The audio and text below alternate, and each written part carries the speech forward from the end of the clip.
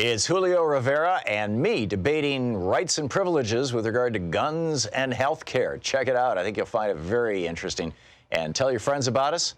Leave your comments, ding the bell, and subscribe to our channel. With us right now is Julio Rivera, editorial director at Reactionary Times, columnist at Newsmax, American thinker and townhall.com, reactionarytimes.com. The website, his Twitter handle is Oh Yeah, It's Julio. And Julio, welcome back. Thank you so much for having me, as always. It is great talking with you. Our video director, Nate, was just making the comment before we came on the air. Of course, you're coming in by video for the people watching us. That you're the most. What was the word you used? Stylish. Yeah, the most stylish conservative that we've ever had. It's like. Thank you. Well, I try not to dress like a conservative. Yeah, it was a compliment. So, guns and health care, rights and privileges. You know, a right is something that we all agree is something that the government should protect. The government may not infringe on a right. I have a right to speak in the public square, essentially, or I have a right to free speech, and that can't be infringed upon unless there's a really good reason, like yelling fire in a crowded theater. But I don't have a right to own a car. I have a right, arguably, to drive one with a license, but I don't have the right. So that's a privilege. So healthcare and guns, which of these is a right and which is a privilege in your world? Well, that's changed a lot. I mean, and I just want to clarify a couple things. Yes, rights are, we're born with rights, supposedly. They're natural, constitutionally, there's a certain set of rights that we have. Privileges are conditional after birth. That's more or less the way I define it. But the way that, if you look at, in practical application, the way that things are now, guns are supposedly a right, but it's very difficult in many locations to even get your hands on a gun, not to mention the cost involved, as far as what a gun costs, what it, register, licensure. Oh, yeah, a new gun can cost more than a used car. It's amazing. Exactly, yeah. But then these companies are making a lot of money, Julio, which of course they're cycling through the NRA and a whole bunch of Republican politicians. But anyhow, as you were saying. Okay, as I was saying, as far as healthcare now, healthcare is actually kind of turned more into a right when you consider the subsidies that are given out for people who can't afford healthcare. There's a lot of people who more easily... Except in Republican states. Huh? Except in Republican states. In Republican states, they've pulled the plug on that. You can still get a subsidy under Obamacare, but if you're poor, if you make less than, it depends on the state, but typically less than around $10,000 or $12,000 a year, you're working and you're making more than the $2,000 or $3,000 a year, that qualifies you for the absolute poverty level stuff. But if you're the working poor, you don't get Medicaid, you don't get that in, Alabama, Mississippi, Georgia, Florida. I mean, pick your state, right? That is true. But I mean, I don't know. At this point, I mean, rights don't mean what they used to mean. I mean, I think the government's gotten too powerful. And as far as look at the Second Amendment issues, like in New Jersey, it's very difficult. You have to go through a lot of steps to get a gun in New Jersey. There's other states, however, where you could just walk into Walmart and walk out with pretty much arm a militia. So I mean, it does vary from state to state. So I don't think across the board it's the same. But I mean, in terms of healthcare, though, there's a one issue that I wanted to, or the one point I want to make kind of with you. We have a services-based economy now.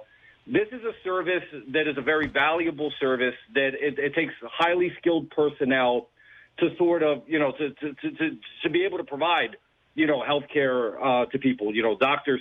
They go through a lot. So there's a cost to that, because their education and their level of training and expertise is so high.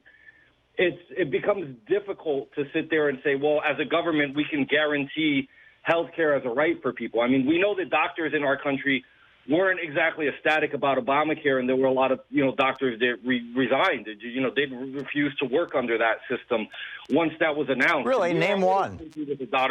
Well, I know several in New Jersey, but what I'm saying is, as far as we were already working with a doctor shortage. If you're talking about providing health care, like socialized medicine, which you like to talk about, your buddy Bernie Sanders likes to talk about, it's next to impossible.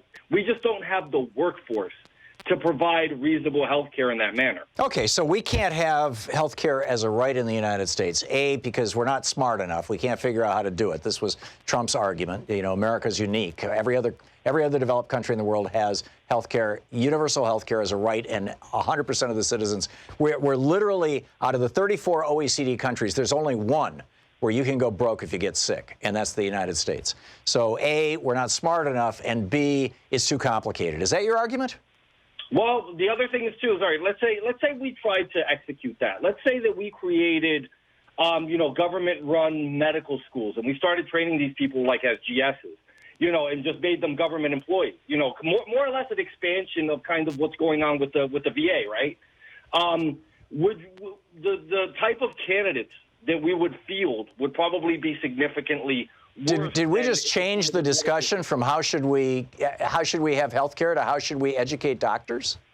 I don't think the education of doctors. I mean, I'm with you that there's a shortage of doctors and that the AMA has created this shortage. They're a very, very powerful organization, and over the years, since the 40s, I believe, maybe before that even, the AMA has they're a certifying agency for medical schools. You have to have AMA certification, and they will only grant it to a certain number of schools and based on a certain number of students, because they're trying to keep the supply of doctors low so that the pay for doctors is high.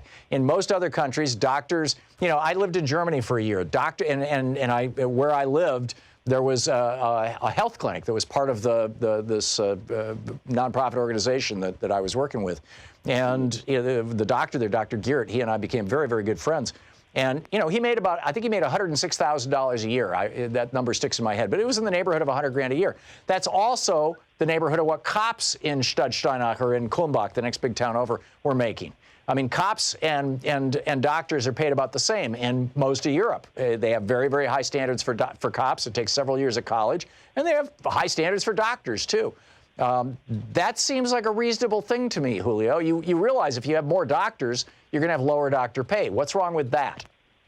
Well, I mean, you have to find the individuals that are willing to go through the years and years of training. And I absolutely agree. But here's a question for you. If you were going to have surgery tomorrow on, whatever, and you had a choice between two doctors, one who went into medicine because she absolutely loved the idea of saving people's lives and loved medicine and knew that she could make a good, healthy living at it, over $100,000 a year, but really loved medicine, or a doctor who went into medicine because he was convinced that if he got a medical degree, he could become a millionaire. Which one of those two doctors would you want doing surgery on you or on your family?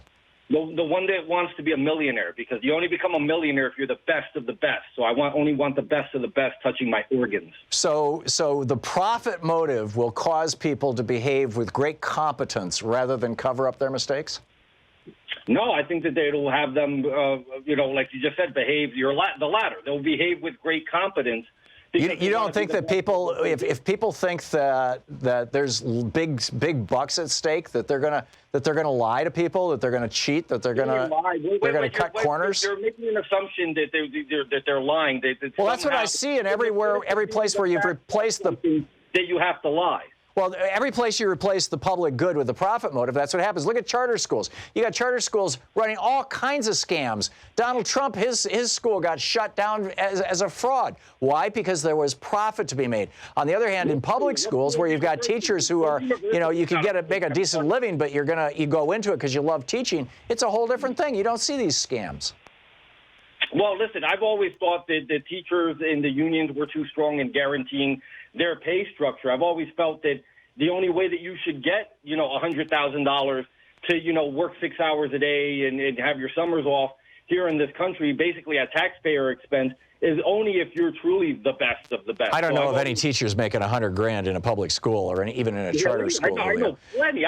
Maybe in some big cities, but are you still stuck in the 70s where you live in Oregon? No, what I know is that on average, that the median income for somebody with a master's degree, which is what's required in many states to teach now, the median income for somebody with a master's degree is $20,000 higher than the median income for a teacher with a master's degree. I know that.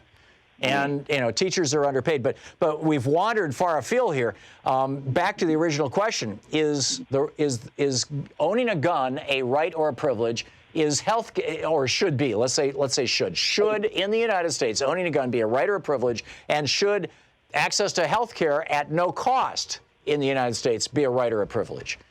Real simple question. Okay, good question. In this country currently, we're living under the guise that we have a right to guns. I really don't believe that's what it is anymore, and I think it should. No, I be. get all your qualifications and things, but it sounds to me like the main difference between you and me, what makes you a conservative and what makes me a liberal on these issues, is that I think that health care should be a right and owning a gun should be a privilege, and you think that owning a gun should be a right and health care should be a privilege. Do I have that right? I mean, if doctors with 10 years of education grew on trees and they were all competent at that level, like they do in Canada. I mean, the fact of the matter is the logistics of what it takes to create a doctor and everything that goes into it. Like in Canada, like in the UK, like in Germany, you know. So, again, you want... I mean, listen, these healthcare systems that you're referencing are not perfect. You know, I mean, there's a lot of people that have a problem with socialized medicine and the way that it's administrated. And a lot tell of that to somebody from the UK. I mean, they are hysterical right now that Donald Trump wants to do a trade agreement that's going to privatize the National Health Service. Listen, I'm going to be on European. You know what? Ask me this in a year, Tom, because I'm actually relocating to Europe and I'm going to be on European socialized healthcare. So let's see how it works for me. Well, it should be fascinating. You know, like as I said, I did that in Germany for a year. I hope I come back and I'm as happy with it as you are. Yeah, no, you've always been straight with me, Julio, and I appreciate it. Julio Rivera, editorial director of Reactionary Times.